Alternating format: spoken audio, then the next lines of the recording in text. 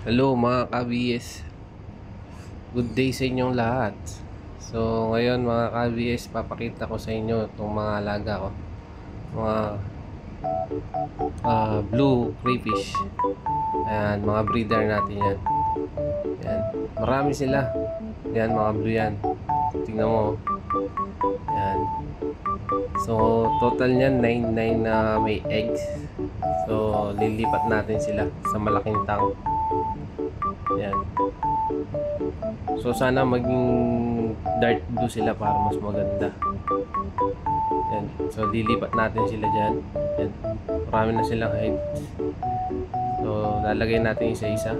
Acclimate muna natin sila bago natin sila i-release para hindi sila ma-water shock at para hindi rin sila may stress. Yan o. Yan, magandang kulay niyan, blue. Yan. So acclimate natin sila ng mga 15 minutes to 20 minutes siguro. Yan. Lalagay natin sila isa-isa.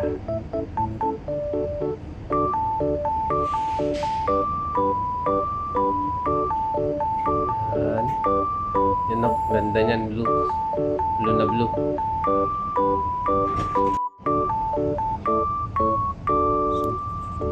So lahat yan lalagay natin yan. Yan.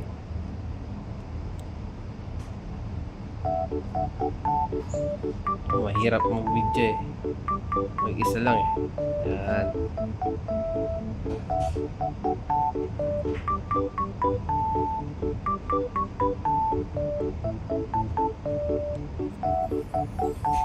Yan na sila lahat.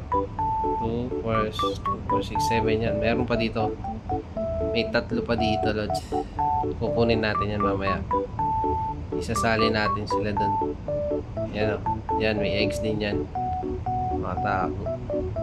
Madumi pa yung tank nila. Lilinisin ko lang. Yan. So, meron pa dyan.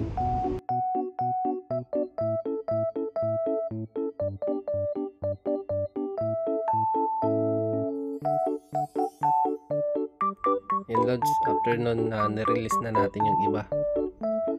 Hindi ko na napakita sa inyo. Ayun o. So, nag-iba yung kulay kasi na-stress bigla.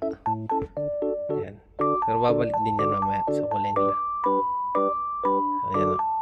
May eggs yung mga yan. Ayan. Kaya nilipat ko sila dyan para pag magdadrop na sila, malaki yung tank nila. So, yun.